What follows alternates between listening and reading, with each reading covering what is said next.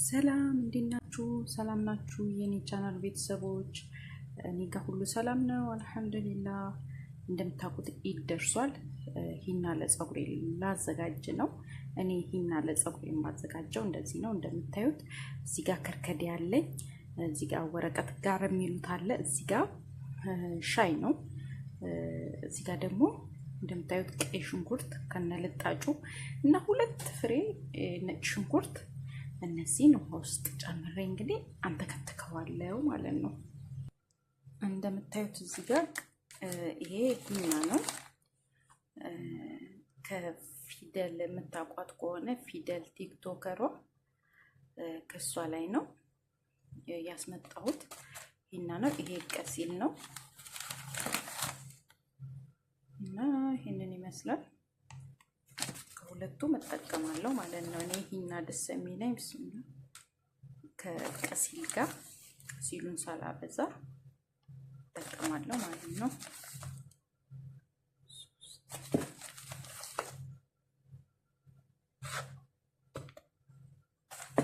እንዳያችሁት 4 ማንኪያ ሂና አድርጌያለሁ። ቀሲሉን 2 ማንኪያ ከዚህ ያደርግበታለሁ።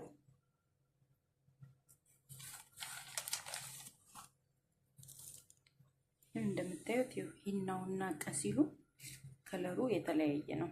ይሄ ነጣ የሚለው ቀሲል ነው፣ አረንጓዴው ደግሞ ሂና ነው ማለት ነው። ይሄ ይበቃኛል። ያው እንደምታውቁት ሂና ውሃ ሲጨመርበት ብዝት እያለ ይሄዳል። እንደምታዩት ይሄው አንተክትኬ የተወሰነ ደቂቃ አጥልየዋለሁ። ይሄንን ይመስላል ከለሩ። እስኪቀዘቅዝ ትንሽ ጠብቀዋለሁ። አዲስ የሆናችሁ እንኳን ደህና መጣችሁ።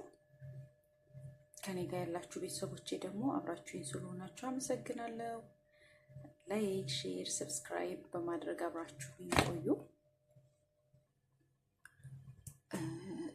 የሂና መበጥበጫ ውሃ ቀዝቅዟል። ሙሉ በሙሉ ብርድ አይደለም ያለው፣ ያው ትንሽ ነው የቀዘቀዘው። ሙሉ በሙሉ አታቀዝቅዙት።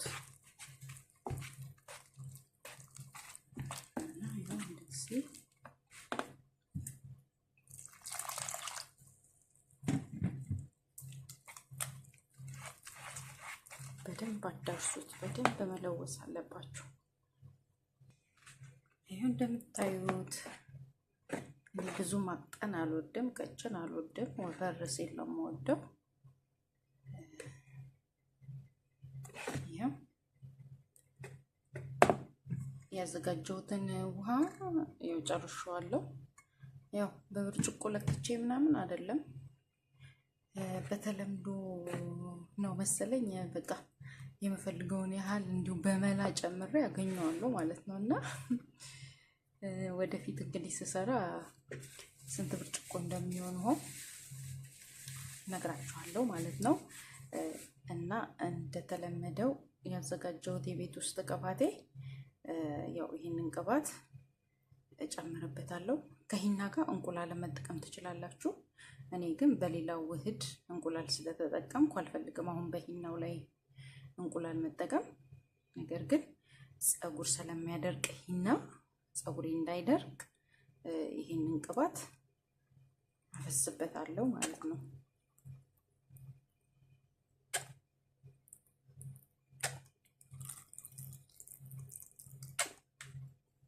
እንደዚህ ጨምሬ አዋህደዋለሁ ለ24 ሰዓት። አሁን በደንብ አማስለውና ለ24 ሰዓት ገጥሜ ቁጭ አደርገዋለሁ። በደንብ መዋሃድ አለበት እንጂ ወዲያው ሰርታችሁ ወዲያው መቀባት የለባችሁ። እንደምታዩት ይኸው ዝግጁ ሆኗል። እውነት ለመናገር ይኸው መቅላት ጀምሯል። እንግዲህ ኢንሻአላህ ነገ ሰው ይበለን። አሁን ፔስታል ውስጥ ከተውና ጥር አድርጌ አሳድረዋለሁ ለነገ ማለት ነው። ይኸው እንደምታዩ ያምሯል። ተንጠቆ ይኸው ልቀባው ነው።